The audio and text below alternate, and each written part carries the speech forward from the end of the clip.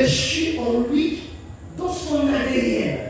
D'accord? Amen. La capacité de faire ou d'obéir à la parole de son Père. Amen. Chaque fils. Voilà pourquoi le Seigneur Jésus-Christ pouvait dire, ne saviez-vous pas que je dois m'occuper des affaires de mon Père? Oh, qui lui avait dit qu'il devait le faire? Mais étant fils, il a appris l'obéissance. Yes.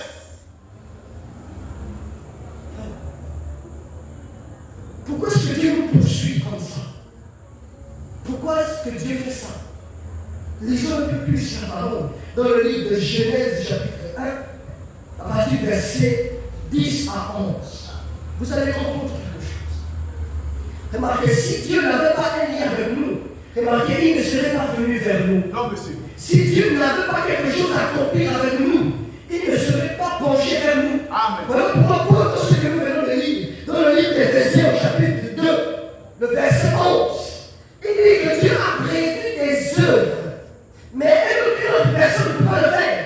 Frère, personne ne peut prendre notre place. Non, monsieur. Peu importe le nombre des années, Oui. peu importe le temps de servitude, Amen. peu importe le pleur des esprits qui demeurent sur nous, Oui, monsieur. personne ne pourra accomplir les œuvres qui nous appartiennent. Amen. Parce que ces œuvres nous sont préparées à l'avance. Amen. Et nous sommes les personnes appelées à accomplir ces œuvres. Yes, sir. C'est moi, monsieur. Personne d'autre. Alléluia. Oh, gloire. Yes. Frère, le son bien. Déroulez le boulot, monsieur. Il dit ceci, dans le livre de Genèse, au chapitre 1, verset 10. Écoutons ceci à partir du verset 10 à 11. Il dit ceci. Dieu appela le sec terre. Donc, on voit ici qu'il y a encore une autre terre. Amen. Donc, nous voyons que la nature elle-même est dans une harmonie parfaite. Alléluia. Chacun a reçu de Dieu une mission particulière. Amen. Or, il nous faut revenir à Dieu pour connaître ce à quoi il nous a appelés. Amen. Parce que c'est lui qui appelle. Oui, monsieur. Il dit ceci, il appela le secteur. Et il appela la Madomère. Dieu dit que cela était bon. Puis Dieu dit que la terre produise de la verdure, de l'herbe portant de la sémence, des arbres fruitiers, donnant un fruit, du fruit selon leur espèce, Amen. ayant en eux-mêmes leur sémence sur la terre. Et cela fut ainsi. Amen. Qu'est-ce que Moïse est en train de dire? Il est en train de dégager quelque chose d'échangeable, Amen. d'immuable. D'accord? Qu'on ne peut pas renverser. Non, monsieur. Remarquez, la loi de Dieu est inscrite dans le ciel. Amen. Elle est inscrite dans la Bible. Elle est inscrite dans la pyramide. Amen. Elle est inscrite dans le cœur de l'homme. Yes. Voilà pourquoi il est écrit qu'il a placé dans l'homme la pensée de l'éternité. Amen. Mais qui est cet homme? Si ce n'est un homme qui était d'abord dans l'éternité, Oui. avant de venir dans le temps. Amen. Frère, écoutons ceci. La loi de la sémence est une loi qui protège la sémence. Amen. Vous avez compris cela? La loi de la sémence se protège. Parce qu'il ne peut pas y avoir des changements de sémence. Amen. Il ne pourra jamais avoir de changement d'espèce en cours de route.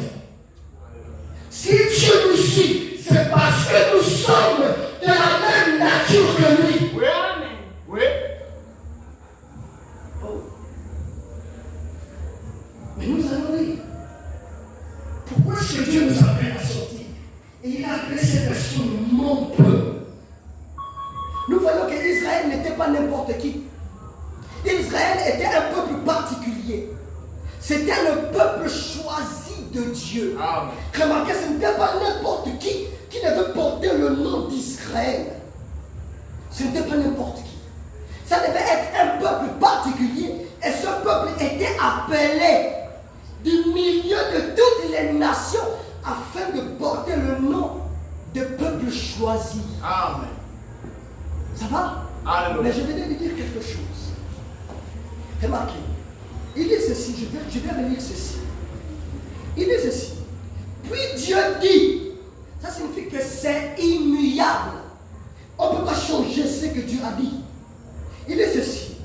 Puis Dieu dit que la terre produise de la verdure, de l'herbe portant de la sémence. Amen. C'est-à-dire que même l'herbe porte sa propre sémence.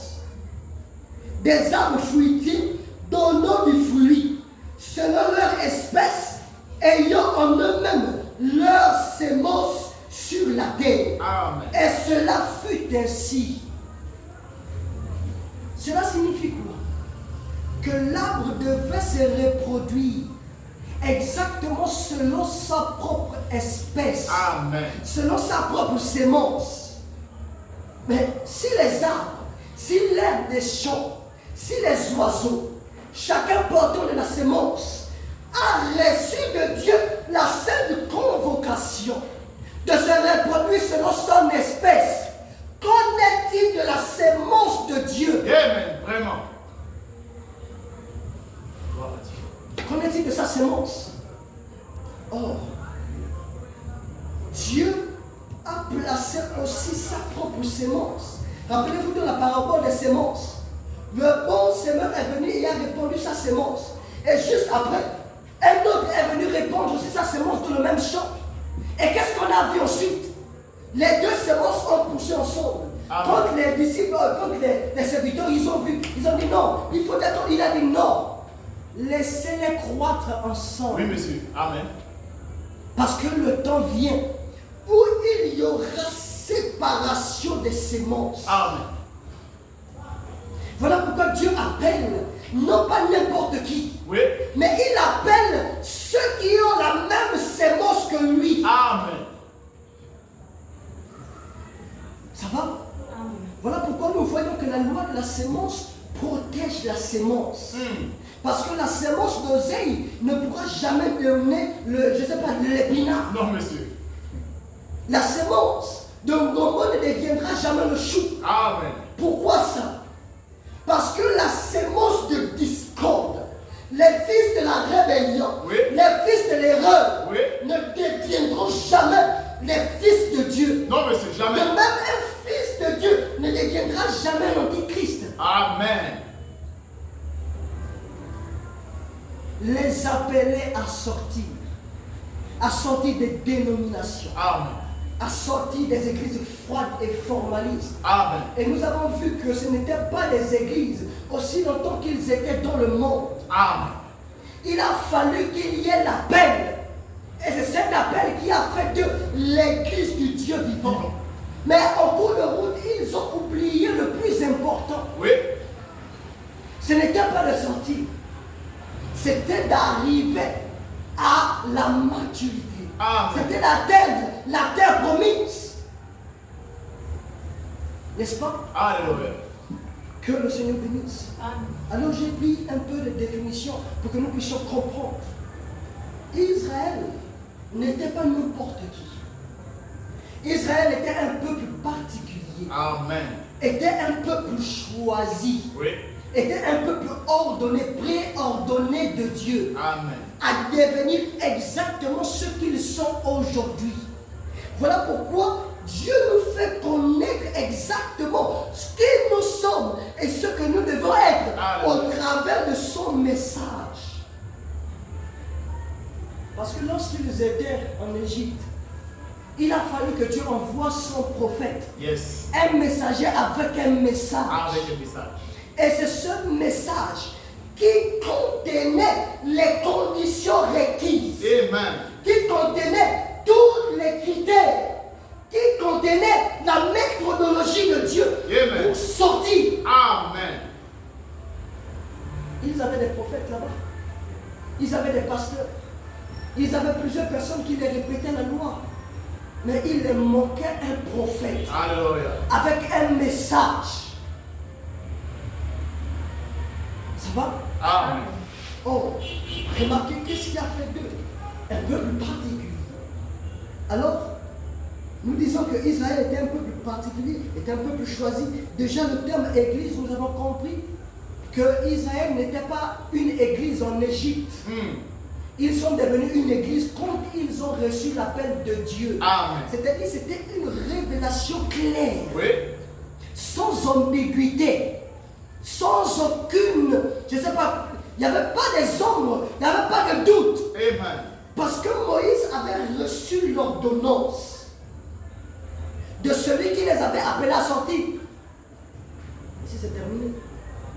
D'accord? Or, le terme église, selon la définition,